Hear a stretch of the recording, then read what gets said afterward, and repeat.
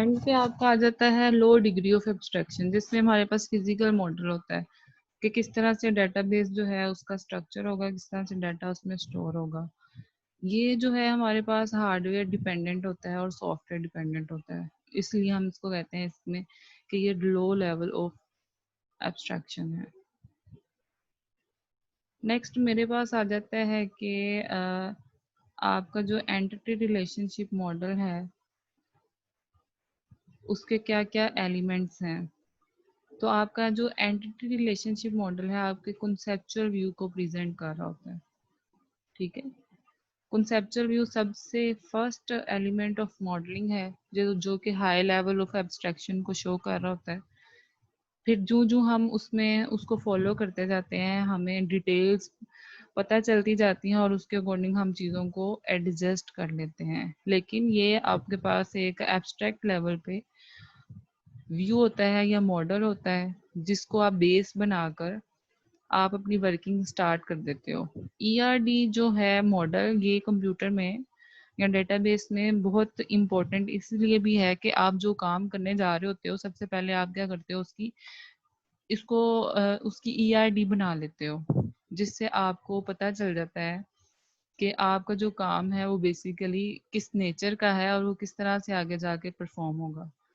फिर आपके पास इसके मेन कंपोनेंट्स हैं, तीन मेन कंपोनेंट्स हैं, entities, attributes and relationships. Entities क्या होती हैं? एंटिटीज कुछ भी हो सकती है। एंटिटी आपका कोई भी पर्सन हो सकता है जो उस मॉडल में एक्टिव पार्टिसिपेंट जो होते हैं वो आपकी एंटिटीज होती हैं। ठीक है, आपका सिस्टम जो है वो एक एक्टिव पार्टिसिपेंट है, उसको हम एंटिटी कहते हैं। आपका जो यूजर है वो भी एक एक्टिव पार्टिसिपेंट होता है, इसलिए हम उसको भी एंटिटी कहते हैं। दो इसमें पॉइंट्स आते हैं, कोरिस्पॉन्ड्स टू एंटायर टेबल नोट रो। ठीक है, ये किसी एक रो को नहीं शो कर रहा होता है बल्कि ये पूरे टेबल को शो कर रहा होता है। And it represented by a rectangle. क्योंकि आगे फर्दर हमने क्या करना है, जाके एंटिटी रिलेशनशिप मॉडल डिजाइन करना है, इसलिए हमें ये तीन चीजें ही उसमें यूज होंगी। इनकी डायग्राम्स हमें पता होनी चाहिए। एक जो एंटिटी है उसको रेक्टेंगल से शो करते हैं, उसमें एंटिटी का नेम आता है और उसके एट्रीब्यूट्स आते हैं। फर्दर हम बात करते हैं एट्रीब्यूट्स की। एट्रीब्यूट्स क्या होते हैं? जो एंटिटी हमने अपने सिस्टम में इंक्लूड की है उसकी जो भी हम रोज बनाएंगे उसको हम बोलेंगे ये मेरी एट्रीब्यूट्स हैं। फॉर एग्जांपल, अगर मेरे पास एक यूजर है, यूजर एक एंटिटी है, यूजर का नाम, यूजर का आईडी, इस तरह से जो यूजर से रिलेटेड फील्ड्स होंगी उसको मैं एट्रीब्यूट्स बोलूंगी। थर्ड चीज जो हमारे पास आ जाती है जो सबसे इम्पोर्टेंट है वो है रिलेशनशिप्स। तो रिलेशनशिप्स क्या होते हैं कि जो आपने एंटिटीज यूज की हैं अपने मॉडल में उनका आपस में क्या रिलेशन है, वो किस तरह से उस मॉडल में पार्टिसिपेट कर रही हैं।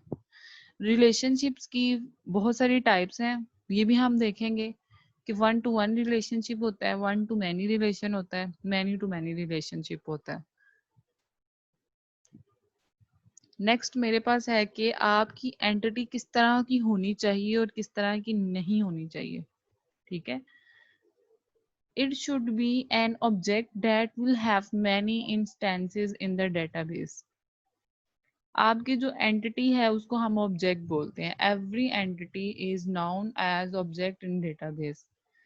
N object that will be composed of multiple attributes. ये नहीं होना चाहिए कि आपने एक एंटिटी इसमें इंट्रोड्यूस तो करवा लिया लेकिन उसके कोई एट्रीब्यूट नहीं बनते, यूजुअली ऐसा होता भी नहीं है।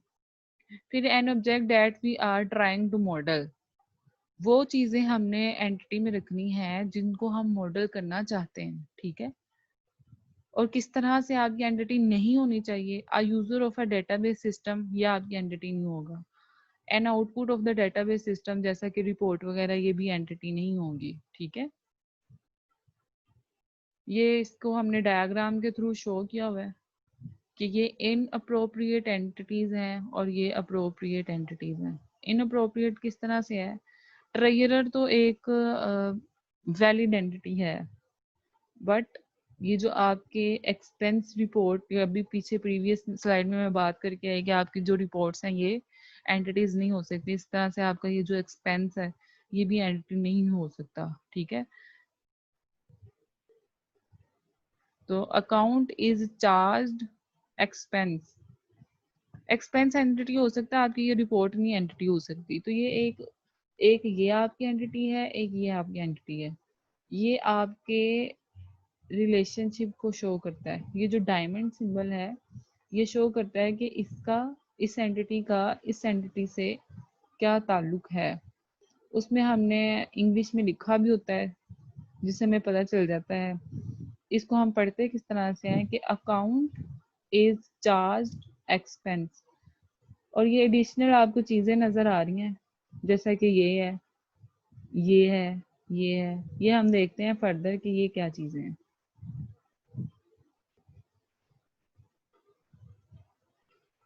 नेक्स्ट मेरे पास आता है एट्रीब्यूट्स। पीछे हम एंटिटी की बात करके आए, एंटिटी किस तरह से होनी चाहिए और किस तरह से नहीं होनी चाहिए। अब जो ईआरडी में दूसरी चीज थी वो थे एट्रीब्यूट्स। आपके एट्रीब्यूट्स जो हैं ये क्या होते हैं, ये किस तरह से होते हैं, ये सब सारा हम देखते हैं। जो भी एंटिटी आपने इंक्लूड की है, इंट्रोड्यूस करवाई है, उसकी जितनी भी करेक्टरिस्टिक्स होंगी उनको हम एट्रीब्यूट्स बोलेंगे। एंड एट्रीब्यूट जो है ये डोमेन सेट होता है ऑफ पॉसिबल वैल्यूज। और आपकी जो एट्रीब्यूट्स होते हैं उन्हीं में प्राइमरी की होती है। प्राइमरी की का आपको कॉन्सेप्ट है, प्राइमरी की क्या होती है, ये आपकी एक यूनिक की होती है या यूनिक आईडी होती है जिसके थ्रू आप डिस्टिंग्विश कर रहे होते हो बाकी तमाम ऑब्जेक्ट के साथ चीज़ों को। तो अब यहाँ पे मेरे पास क्या है, स्टूडेंट है, ये रेक्टेंगल में है, ये एक एंटिटी है। ये जो सर्कल्स में है ये क्या है, इसके एट्रीब्यूट्स हैं, ठीक है। ये चेन मॉडल में रिप्रेजेंटेशन है, ये क्रॉस फुट मॉडल है। आपका जो एंटिटी रिलेशनशिप मॉडल है वो बेसिकली हम ये क्रॉस फुट मॉडल के थ्रू भी बना सकते हैं और ये चेन मॉडल के थ्रू भी बना सकते हैं, ठीक है। इन दोनों की प्रेजेंटेशन के मेथड्स डिफरेंट है। इसमें मैंने स्टूडेंट को ये रेक्टेंगल से डिस्क्राइब किया है। ये इसके एट्रीब्यूट्स हैं। स्टूडेंट का लास्ट नेम है, फर्स्ट नेम है, स्टूडेंट का इनिशियल है, स्टूडेंट का ईमेल है, स्टूडेंट का फ़ोन नंबर है, ठीक है। ये एक रिप्रेजेंटेशन है। इसी की ये दूसरी रिप्रेजेंटेशन है क्रॉस फुट मॉडल। ये स्टूडेंट का नाम ये टॉप पे आ जाता है, ठीक है, इसको भी हम एक एंटिटी बोलते हैं। और ये तमाम एट्रीब्यूट्स आ जाते हैं, student, last name, first name, initial, email and phone number, ठीक है। देन मेरे पास आ जाते हैं, ये मेरे पास एक एग्जांपल है जो डेटाबेस में हमने डाटा स्टोर करवाया होता है। ये जो है मेरे पास 1001, ये स्टूडेंट क्लास कोड, ये प्राइमरी की है बेसिकली। जो प्राइमरी की है ये हर क्लास को डिस्टिंग्विश करती है और हर क्लास का एक यूनिक कोड ही होगा, ठीक है। अब ये जो टॉप पे आपको ये नजर आ रही हैं, class code, course code, class section, class time, room code etcetera, इन सबको हम कहते हैं एट्रीब्यूट्स हैं, ठीक है। इन्हीं एट्रीब्यूट में से एक एट्रीब्यूट को हम प्राइमरी की सेट कर लेते हैं जो यूनिकली प्रेजेंट कर रहा होता है बाकी तमाम जो भी एंटिटीज हैं उनको, ठीक है।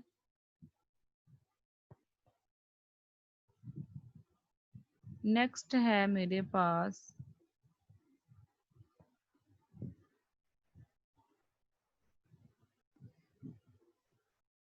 Simple and composite and multi-valued in RDBMS and derived। Simple में क्या होता है, सिंपल को हम डिवाइड नहीं कर सकते, इट कांट बी सब डिवाइडेड। फॉर एग्जांपल आपकी एज है, आपकी जेंडर क्या है, देन आपका मार्शल स्टेटस क्या है, ये क्या है मेरे पास सिंपल फील्ड्स हैं। देन कॉम्पोजिट है, ये प्राइमरी की बात हो रही है। कॉम्पोजिट है, कॉम्पोजिट में आप क्या कर सकते हो, एक से ज्यादा एट्रीब्यूट्स को बना मिलाकर अपनी की सेट कर सकते हो, लेकिन ये सिंगल वैल्यूड भी हो सकती हैं। सिंगल वैल्यूड में क्या है, can have only a single value, person has one social security number. Then आपके पास है मल्टी वैल्यूड, लेकिन इसको हम अवॉइड करते हैं क्योंकि इससे एम्बिगुइटी आ जाती है सिस्टम में। इसकी क्या कैरेक्टरिस्टिक्स हैं कि it can have many values, person में हैव सेवरल कॉलेज डिग्रीज। इसको हम किस तरह से अवॉइड किया जा सकता है, अवॉइड कर सकते हैं, इसको हम फर्दर देखेंगे। लेकिन इसको हम अवॉइड ही करते हैं क्योंकि एक स्टूडेंट एट अ टाइम बहुत सारी डिग्रीज में इनरोल नहीं हो सकता, ठीक है। हमने रूल ही ये बनाया हुआ है कि एक स्टूडेंट एक टाइम में एक ही डिग्री में एनरोल हो सकता है। फिर मेरे पास है derived, it can be derived with algorithm, जैसे कि age can be derived from date of birth, ठीक है, and it need to be stored. आपकी जो डेट ऑफ बर्थ है, या आपने अगर कुछ डेज कैलकुलेट करने हैं तो ये सब चीजें क्या है, ये डिराइव्ड है। टाइम कैलकुलेट करना है तो आप एक बेस टाइम दे देते हो, उसकी बेस पे आप अपना जो टाइम कैलकुलेट करना चाहते हो वो निकाल लेते हो। ये मल्टी वैल्यूड एट्रीब्यूट हैं किसी एंटिटी में, ठीक है। एक कार है, कार की ये डिफरेंट एट्रीब्यूट्स हैं, ठीक है। कार का कलर है, कार का ईयर है, मॉडल कोड क्या है, एटसेट्रा, ठीक है। ये इसकी चैन मॉडल में रिप्रेजेंटेशन है, ये इसकी क्रॉस फुट मॉडल में रिप्रेजेंटेशन है। लेकिन ये जो कार कलर है, इसमें बहुत सारी और इंफॉर्मेशन भी हो सकती है। नेक्स्ट स्लाइड में हम देखते हैं कि हम इसको किस तरह से मल्टी वैल्यू से सिंगल वैल्यू करेंगे, ठीक है। हम क्या करते हैं, अवॉइड करते हैं मल्टी वैल्यूड एट्रीब्यूट्स को। यहाँ पे कलर का, कार कलर का एट्रीब्यूट जो था ये मल्टी वैल्यूड था, हमने इसको क्या किया, हमने इसको डिवाइड कर दिया सिंगल वैल्यूड में। कार टॉप कलर क्या है, कार का ट्रिम कलर क्या है, बॉडी कलर क्या है। अब ये सारी मेरे पास एट्रीब्यूट्स जो हैं ये सिंगल एट्रीब्यूट्स बन गई हैं। एट्रीब्यूट्स के नंबर से नहीं घबराना, लेकिन आपकी जो मॉडलिंग के शॉर्टकट्स हैं या जिन चीज़ों से इनकंसिस्टेंसी क्रिएट होती है, आपने उनको अवॉइड करना है। जैसे कि हमने अभी मल्टी वैल्यूड के कॉन्सेप्ट को अवॉइड किया है। कॉन्सेप्ट तो एग्जिस्ट करता है, लेकिन हमने क्या किया है, इसको अवॉइड किया है। Components of the multi level attributes हैं। अब कलर था ना, तो अब कलर के हमने क्या किया, सेक्शंस बना दिए। टॉप का क्या होगा, बॉडी का क्या होगा, ट्रिम का क्या होगा, इंटीरियर का क्या होगा, ठीक है। टॉप का वाइट होगा, बॉडी का ब्लू, ट्रिम का ग्रीन, इंटीरियर का ब्लू, ठीक है। तो कार कलर की एट्रीब्यूट जो थी ये हमारे पास एम्बिगुअस थी कि कार का टॉप क्या होगा, कार के ट्रिम का कलर क्या होगा, बॉडी का कलर क्या होगा। तो हमने इस मल्टी वैल्यूड को क्या किया है, सिंगल वैल्यूड में कन्वर्ट कर दिया है।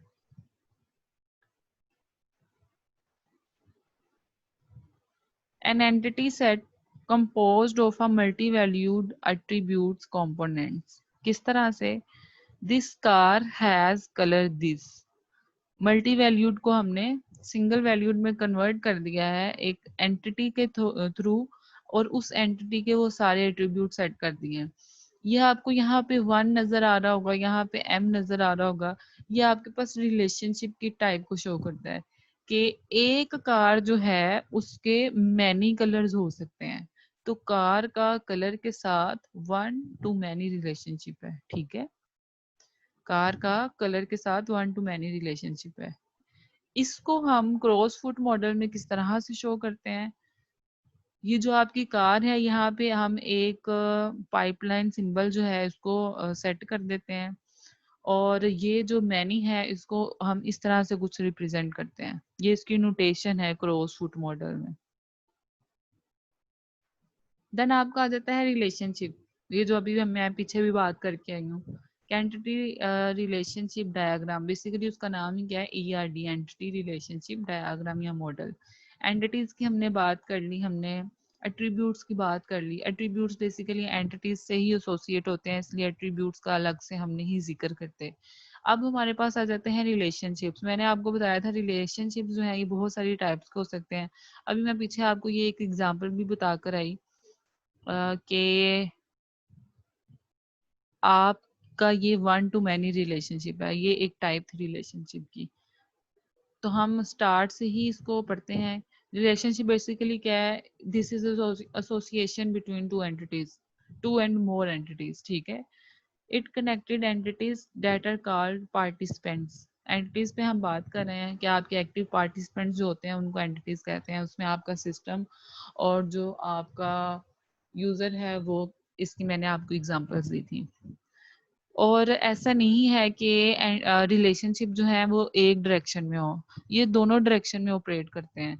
फॉर एग्जांपल यहाँ मैंने आपको बताया था कि a car has many colours, ये वन डायरेक्शन हो गया। इसकी दूसरी डायरेक्शन क्या होगी कि many colours can be applied on a car. तो आप इस तरफ से देखो या इस तरफ से देखो, आपको मीनिंगफुल रिलेशनशिप ही दिखेगा, ठीक है। इसलिए हम इसको कहते हैं कि ये बोथ डायरेक्शन में ऑपरेट करता है। फिर इसकी कनेक्टिविटी को हम किस तरह से डिस्क्राइब करते हैं, उसके लिए हमने नोटेशंस बनाई हुई हैं। ये 1 to 1 है, 1 to many है, many to many को हम m एंड n से शो करते हैं, ठीक है।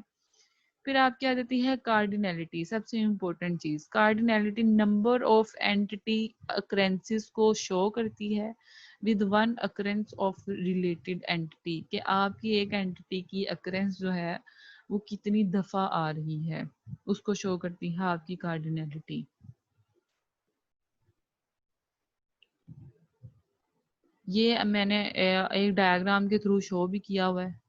A professor teaches many classes. Yeah, our teachers can teach many classes and many classes can be taught by a professor. तो ये मेरे पास क्या है, both directions में काम कर रहा है, ठीक है। इसकी कार्डिनैलिटी क्या होगी 1, इसकी भी कार्डिनैलिटी क्या होगी 1। हमने यहाँ पे क्रॉस फुट मॉडल में अपनी कार्डिनैलिटी को किस तरह से शो करना है, आपने उस एक पाइप सिंबल लगा देना है इधर, एक पाइप सिंबल लगा देना है इधर, ठीक है। नेक्स्ट स्लाइड में हम देखते हैं कि किस रिलेशनशिप का और किन कार्डिनैलिटीज का क्या मतलब होता है। ये रहे रिलेशनशिप की कार्डिनैलिटी। अगर इस तरह से दो सिंबल, दो पाइपलाइन सिंबल हो तो इसको हम कहते हैं मैंडेटरी वन, कि ये एंटिटी जो है इसकी कार्डिनैलिटी 1 है, ठीक है, इसकी अकरेंस 1 टाइम हुई है। देन ये मेरे पास क्या है, ये सिंबल तो आप इससे फेमिलियर है कि ये मैनी का सिंबल है। अब ये जो एडिशनल पाइपलाइन सिंबल है ये शो करता है मैंडेटरी मैनी कार्डिनैलिटी, कि ये जो एंटिटी है ये बहुत सारे टाइम्स या मैनी टाइम्स आ सकती है, इसकी कार्डिनैलिटी मैंडेटरी मैनी है। देन आपके पास अगर ये पाइप सिंबल के साथ एक इस तरह से जीरो लगाया हो तो इसको हम कहते हैं ऑप्शनल वन है, कि ये कभी एग्जिस्ट करेगी भी कभी नहीं भी करेगी। देन ये ऑप्शनल मैनी है, कि इन सम सिनेरियोज इसका जो पार्ट है वो बहुत दफा ये परफॉर्म करेगी और सम टाइम नहीं। फिर क्या है रिलेशनशिप की स्ट्रेंथ। रिलेशनशिप की स्ट्रेंथ क्या है, एग्जिस्टेंस डिपेंडेंस होती है। Entities existent depend on existent of related entities. For example मैंने ये कार और कलर के पीछे एग्जाम्पल आपको कराई कि a car has many colors and many colors can be applied on a car। अब इनका आपस में रिलेशनशिप क्या है, स्ट्रॉन्ग है या वीक है। इनका आपस में कार का कलर के साथ या कलर कलर का कार के साथ स्ट्रॉन्ग रिलेशनशिप है। किस तरह से, अगर मेरी कार ही एग्जिस्ट नहीं करेगी, हमने रिलेशनशिप को दोनों बोथ डायरेक्शंस में देखना होता है। अगर मेरी कार एग्जिस्ट नहीं करेगी तो आपके कलर्स जो हैं ये एग्जिस्ट कर रहे होंगे, ठीक है। इसी तरह अगर आपके कलर्स जो हैं ये एग्जिस्ट नहीं करेंगे तो आपकी जो कार है वो तो एग्जिस्ट कर रही होगी ना। तो entities existence independent entities can exist part from related entities, ये इसकी एग्जांपल हमने भी की। फिर मेरे पास रिलेशनशिप की स्ट्रेंथ है, वीक है और स्ट्रॉन्ग है। इसको समझना बहुत जरूरी है। वीक कब होगा, one entity is existence independent on another, कि अगर एक एंटिटी खत्म होती है तो उससे दूसरी एंटिटी को फर्क नहीं पड़ेगा, उसको हम कहते हैं ये वीक रिलेशनशिप है। और सॉरी यहाँ पे मैं इसको स्ट्रॉन्ग रिलेशनशिप बोल गई, कि कार एग्जिस्ट नहीं करेगी तो कलर तो एग्जिस्ट करेंगे, इसी तरह अगर कलर नहीं एग्जिस्ट करेंगे तो कार तो एग्जिस्ट करती है। ये क्या है, वीक है, एक दूसरे से ये इंडिपेंडेंट है। ऐसा नहीं है कि अगर कार खत्म हुई तो इससे एसोसिएटेड जितनी भी एंटिटीज हैं वो खत्म हो जाएंगी, इस तरह की एग्जांपल्स में आएंगी, उसको हम बोलेंगे ये क्या है, स्ट्रॉन्ग रिलेशनशिप। तो स्ट्रॉन्ग रिलेशनशिप में क्या होता है, एग्जिस्टेंस डिपेंडेंट होती हैं दूसरी एंटिटीज पे। प्राइमरी की of related entity contain the primary की कंपोनेंट ऑफ पेरेंट एंटिटी, ठीक है, कि जो आपकी प्राइमरी की है उसमें जो दूसरी एंटिटी है उसके कंपोनेंट भी एग्जिस्ट करेंगे। ये मेरी एग्जांपल है, ये वीक रिलेशनशिप की एग्जांपल है कोर्स की और क्लास की, कि अगर कोर्सेज एग्जिस्ट करते हैं तो क्लास एग्जिस्ट करती है, ठीक है। लेकिन अगर कोर्सेज एग्जिस्ट नहीं करते तो क्लास तो एग्जिस्ट करेगी ना, उसकी जो क्लास की बिल्डिंग है वो वहीं पे रहेगी। उसको जो हमने कोड असाइन किया हुआ है, क्लास का जो सेक्शन बनाया हुआ है, क्लास की टाइमिंग, क्लास को रूम कोड और जो भी प्रोफेसर का नंबर हमने उसको एग्जिस्ट किया हुआ है, असाइन किया हुआ है, वो वहीं पे एग्जिस्ट करेगी। इसी तरह अगर वो क्लास नहीं होगी तो लेकिन कोर्सेज तो एग्जिस्ट करेंगे, इसलिए हम कहते हैं कि ये दोनों एक दूसरे से इंडिपेंडेंट है, डिपेंडेंट नहीं है, ठीक है। इसलिए हम इसको कहते हैं कि ये एक वीक रिलेशनशिप है। इसी तरह मेरे पास नेक्स्ट एग्जांपल जो है ये स्ट्रॉन्ग रिलेशनशिप है। स्ट्रॉन्ग रिलेशनशिप किस तरह से है कि अब हमने क्या किया है, कोर्स कोड की ये जो प्राइमरी की है इसको क्रिएट कर दिया है क्लास की एंटिटी के अंदर। प्रीवियस स्लाइड में क्या था, अगर मैं आपको दिखाऊं, प्रीवियस स्लाइड में ऐसा कुछ भी नहीं था, इसकी अपनी प्राइमरी की थी, इसकी अपनी प्राइमरी की थी, और वो दोनों एक दूसरे पे डिपेंडेंट नहीं थी, इसलिए वो इंडिपेंडेंटली एग्जिस्ट कर रही थी। अब मैंने क्या किया है, एक बस चेंज किया है कि इसकी प्राइमरी की को इसमें ऐड कर दिया है एज अ फॉरेन की। इसके आगे एफ के आपको दिखा लिखा नजर भी आ रहा होगा, और ये सारे कॉन्सेप्ट आप प्रीवियस पढ़ के भी आए हुए हैं, ठीक है। तो अब इसका इसके साथ स्ट्रॉन्ग रिलेशनशिप हो जाएगा। किस तरह से, अगर आपके कोर्सेज एग्जिस्ट नहीं करते तो आपकी क्लास भी एग्जिस्ट नहीं करेगी, क्योंकि उसका जो कोड है, कोर्स कोड, वो इसमें एज अ फॉरेन की यूज हो रहा है, ठीक है। तो इस तरह के रिलेशनशिप को हम बोलते हैं कि ये स्ट्रॉन्ग रिलेशनशिप है। अगर एक एंटिटी जो है वो डिस्ट्रॉय होती है तो उसके साथ बाकी एंटिटीज भी डिस्ट्रॉय हो जाती हैं, ठीक है। फिर फर्दर इसकी एक्सप्लेनेशन है वीक एंटिटी की। एग्जिस्टेंस डिपेंडेंट होती है on another entity and has primary की डेट इज पार्शली और totally derived from parent entity, ठीक है। देन आपके पास है रिलेशनशिप की डिग्री। जैसे हम मॉडल के पीछे डिग्री पढ़ के आए हैं, इसी तरह से रिलेशनशिप की डिग्री है कि एक एंटिटी जो है उसका यूनरी रिलेशनशिप भी हो सकता है, उसका किसी दूसरी एंटिटी के साथ बाइनरी भी हो सकता है रिलेशनशिप, और उसका किसी बाकी दो एंटिटीज के साथ टर्नरी रिलेशनशिप भी हो सकता है। तो रिलेशनशिप की डिग्री क्या करती है, indicates the number of associated entities के कितनी नंबर ऑफ एंटिटीज जो है वो आपस में एसोसिएट हैं। सबसे पहले है हमारे पास यूनरी रिलेशनशिप। यूनरी रिलेशनशिप मैंने आपको भी बताया क्या होता है, एक एंटिटी का अपने साथ ही जो रिलेशनशिप होता है उसको हम क्या कहते हैं, ये यूनरी रिलेशनशिप है। इसमें बस एक सिंगल एंटिटी होती है और उसका रिलेशनशिप, ये जो हम पीछे एरो क्रॉस फुट नोटेशन पढ़ के आए हैं, तो वो रिकर्सिव होता है। It exist between the occurrences of the same entity set, ठीक है। देन आपके आ जाते हैं बाइनरी रिलेशनशिप। बाइनरी का मतलब भी टू होता है, तो रिलेशनशिप बिटवीन टू एंटिटीज उसको हम कहते हैं ये बाइनरी रिलेशनशिप है। अब उस बाइनरी रिलेशनशिप की टाइप्स हमने पीछे पढ़ी, ये वन टू वन भी हो सकता है, वन टू मैनी और मैनी टू मैनी भी। नेक्स्ट मेरे पास आ जाता है टर्नरी। टर्नरी का मतलब क्या है, थ्री। तो एसोसिएशन बिटवीन थ्री एंटिटीज उसको हम बोलेंगे टर्नरी रिलेशनशिप, ठीक है। तो ये थी हमारे पास रिलेशनशिप की डिग्री। देन मेरे पास ये आ गई इसकी रिप्रेजेंटेशन। यूनरी में क्या होता है, एक एंटिटी का हमने क्या किया हुआ है, ये रिकर्सिव एरो के थ्रू ये रिकर्सिव रिलेशनशिप को शो करता है, ठीक है। कि इसका अपने ही साथ जो रिलेशनशिप है उसको हम बोलते हैं ये रिकर्सिव रिलेशन, ठीक है। ये सिंगल एंटिटी के साथ ही होता है, इसको हम कहते हैं यूनरी रिलेशनशिप है। फिर मेरे पास आता है बाइनरी। प्रोफेसर का क्लास के साथ, दो एंटिटीज इंक्लूड हो गई, अब प्रोफेसर टीचेस क्लास, ठीक है। तो ये मेरे पास बाइनरी रिलेशनशिप है। टर्नरी है, ये जो थी आपकी, ये आपके क्या है, तीन एंटिटीज है, फंड है, आपकी कंट्रीब्यूटर है, रेसिपिएंट है, तीन का आपस में क्या ताल्लुक है, इसको हम बोलते हैं ये टर्नरी रिलेशनशिप है। अब ये जो पीछे चैन मॉडल है, हमने क्या किया है, इसका क्रॉस फूट मॉडल में रिप्रेजेंटेशन कर दी है। ठीक है, ये है अभी यूनिटी रिलेशनशिप की रिप्रेजेंटेशन, कि इस एंटिटी का अपने ही साथ, एम्प्लॉय का किस तरह से अपने ही साथ रिलेशनशिप हो सकता है।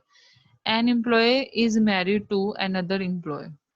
ठीक है, तो ये 1-to-1 रिलेशनशिप है, लेकिन ये ऑप्शनल इसमें कार्डिनलिटी शो हुई हुई है कि एक एम्प्लॉय के साथ शादी तो कर सकता है, लेकिन ये ऑप्शनल है, ये मैंडेटरी नहीं है। ठीक है, ये इसकी चैन मॉडल में रिप्रेजेंटेशन है, ये इसकी क्रॉस सूट में है। या अब जो यूनरी रिलेशनशिप था उसमें 3 टाइप्स हमने पढ़ी ना रिलेशनशिप की, 1-to-1, 1-to-many, many-to-many। तो इसकी रिप्रेजेंटेशन हमने की है चैन मॉडल में भी और क्रॉस सूट नोटेशन में भी, प्रॉपर कार्डिनलिटी को शो करके। ठीक है, फिर मेरे पास आ सकता है कि one employee manages many employees. ठीक है, इसकी ये क्रॉस फुट में नोटेशन है। ये यहाँ पे ऑप्शनल कार्डिनलिटी आएगी कि एक जो एम्प्लॉय है बहुत सारे एम्प्लॉयज को मैनेज कर सकता है, लेकिन ऐसा जरूरी नहीं है, इसलिए हम यहाँ पे ऑप्शनल कार्डिनलिटी को शो कर देते हैं। So many courses require so many courses, जैसा कि आप हर कोर्स पढ़ने से पहले उसका जो प्री कोर्स है या उसका जो प्री कोर्स ही उसको बोलेंगे कि उसके लिए कौन कौन सी रिक्वायरमेंट होती है कोर्सेज की। फॉर एग्जांपल अगर आपने एडवांस डेटाबेस सिस्टम पढ़नी है तो उससे पहले आपका प्री रिक्विजिट क्या कोर्स है, ये डेटाबेस। ठीक है, तो a course requires many courses requires many courses, लेकिन ये ऑप्शनल कार्डिनलिटीज, ऐसा हो भी सकता है लेकिन ऐसा जरूरी भी नहीं है। अब आपका ये जो डेटाबेस है इसका कोई प्री रिक्विजिट कोर्स नहीं है। फिर आपकी आ जाती हैं कॉम्पोजिट एंटिटीज।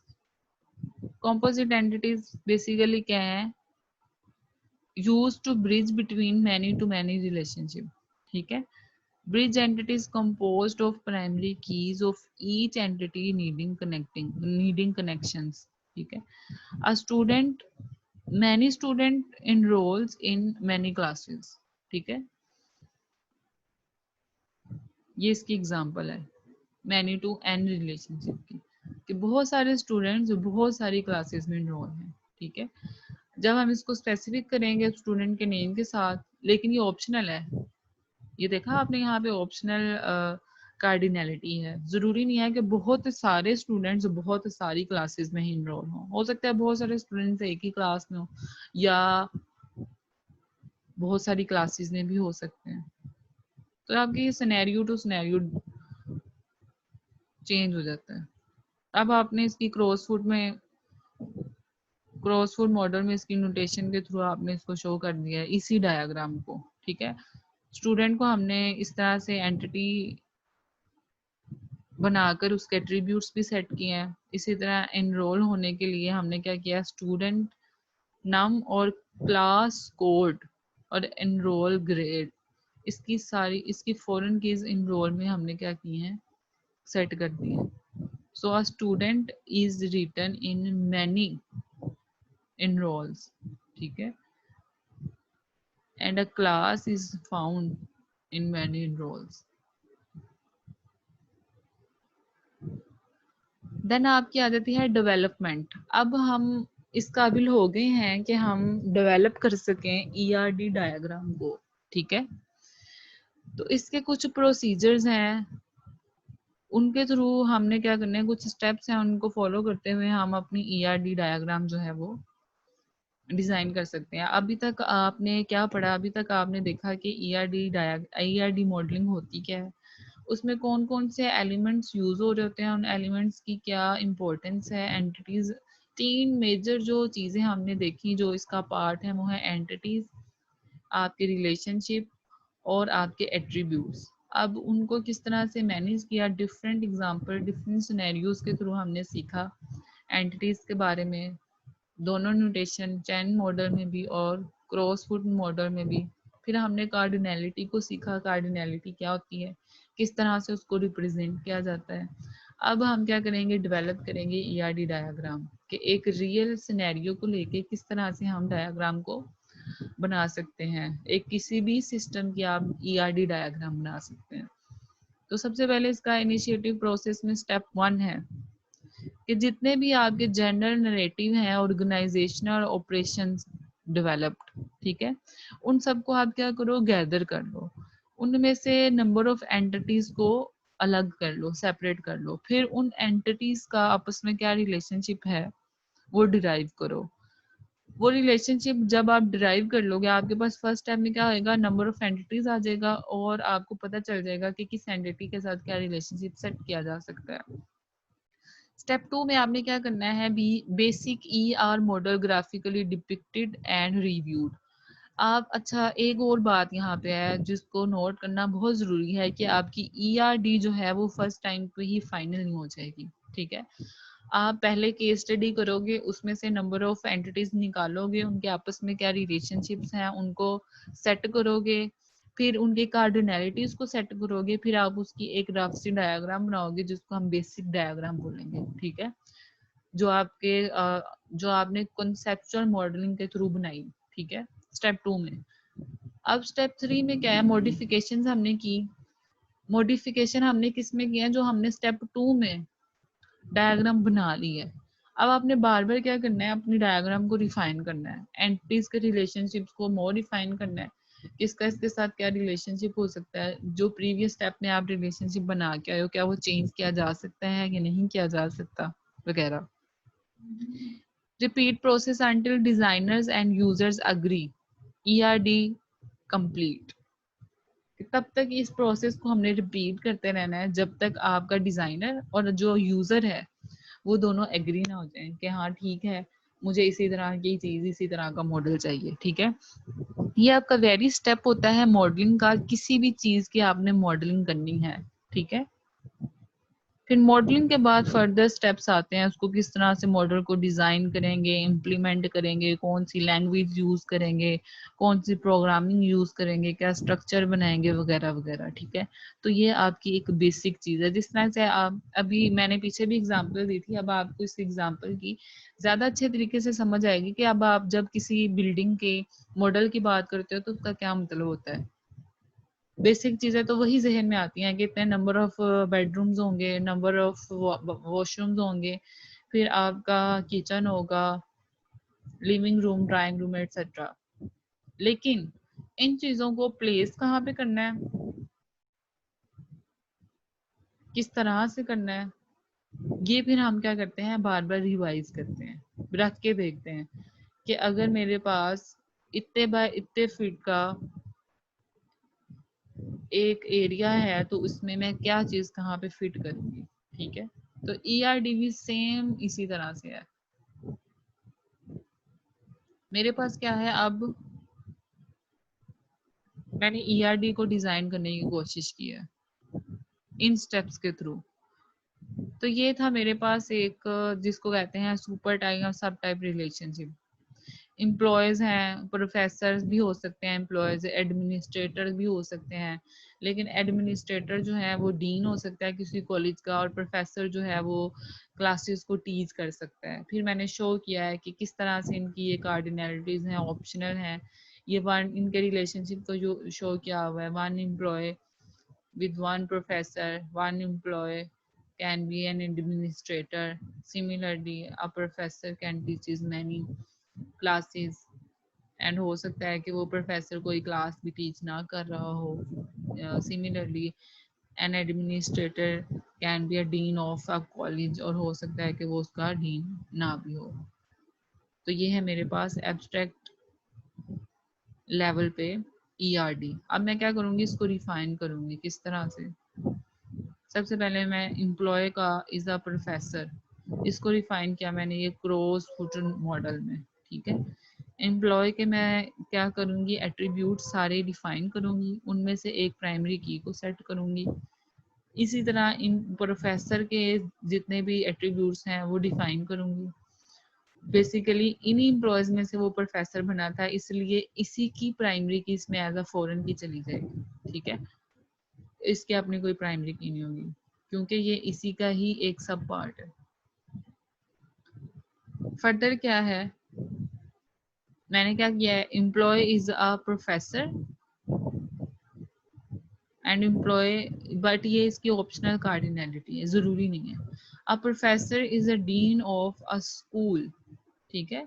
तो उस स्कूल में अब मैंने क्या किया, स्कूल की एंटिटी बना लिया, स्कूल कोड उसमें सेट किया है, और ये जो प्रोफेसर है यही उसका डीन है, इसलिए इसी की जो एम्प्लॉय नम है एज अ फॉरेन की इसमें जाएगी, जो इसमें भी फॉरेन की है क्योंकि बेसिकली वो है तो एक एम्प्लॉय।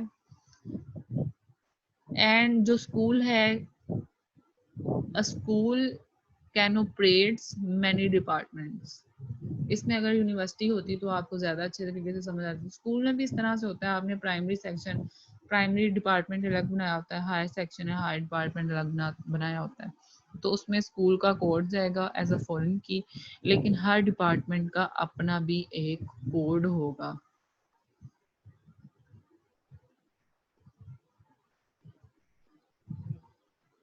देन है मेरे पास, ये था मेरे पास फर्स्ट ईआरडी सेगमेंट एस्टैब्लिश मैंने कर लिया। जो मैंने आपको कहा ना कि मैंने वो जो पीछे डायग्राम है उसको देखते हुए मैंने ये एक ईआरडी बना ली है।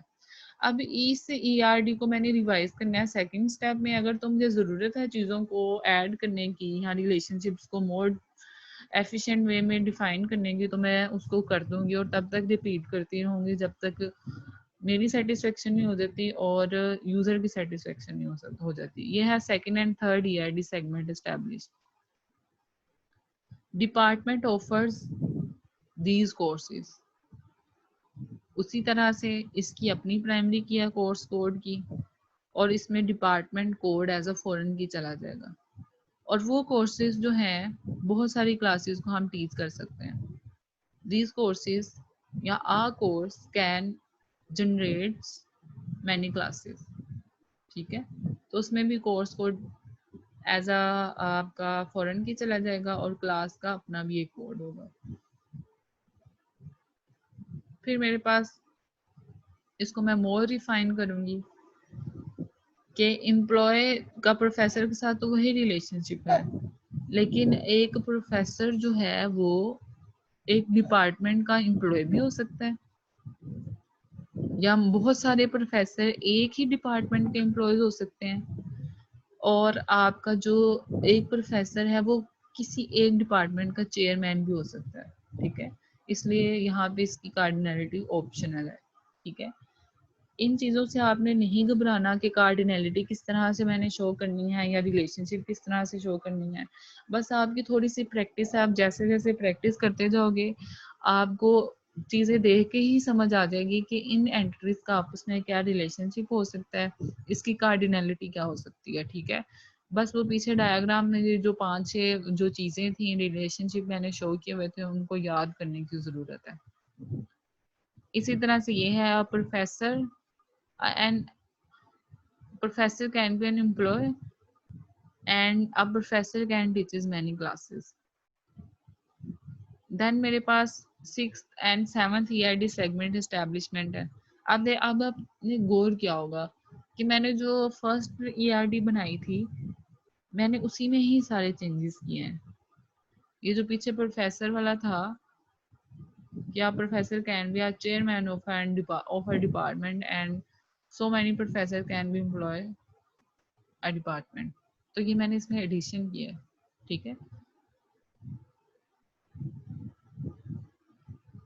इसी तरह 7 एंड 6 हो गया। अब मेरे पास है 8 segment. An employee is a professor and a professor advises students, so many students. तो प्रोफेसर का स्टूडेंट के साथ एक ये भी रिलेशनशिप मैंने क्या किया है, डिजाइन कर लिया है। अब ये जो डॉटेड लाइन शो कर रही है ये आपकी ऑप्शनल कार्डिनलिटी या ऑप्शनल रिलेशनशिप को शो कर रही है, जरूरी नहीं ऐसा हो। प्रोफेसर नहीं भी एडवाइस करते स्टूडेंट्स को, लेकिन अब प्रोफेसर जो है may advises many students. Then आपकी 9th एलिमेंट आ गया, a building contains many rooms and a room is used for so many classes. ठीक है, तो बेसिकली आपकी जो एक बिल्डिंग है उसमें बहुत सारे रूम्स हैं और बहुत इस आपने इसको एक ही डायरेक्शन में नहीं पढ़ना, आपने इसको दोनों डायरेक्शन में ही पढ़ना है। और जब आपने रिलेशनशिप सेट करना है तो आपने इस बात का खास ख्याल रखना है कि वो जो आप रिलेशनशिप सेट कर रहे हो वो दोनों डायरेक्शन में चलना चाहिए। जैसा कि आप building contains many rooms and a room is used for many classes. Similarly, many classes can be taught in a room and many rooms can be part of a building.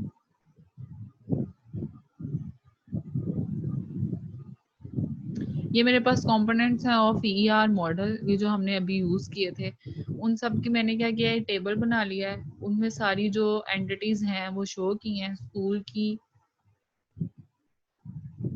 School का department की entity के साथ क्या relationship है और उसकी connectivity क्या है। ये चार चीजें अगर मैं ये टेबल भी सेट कर लूँ तो मेरे लिए अपनी ईआरडी को बनाना, उसको रिवाइज करना बहुत आसान है। ठीक है, अ स्कूल ऑपरेट्स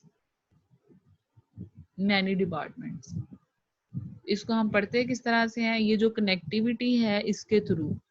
ये जो वन है ये शो कर रहा होगा आपकी लेफ्ट साइड पे जो एंटिटी है उसके रिलेशनशिप को।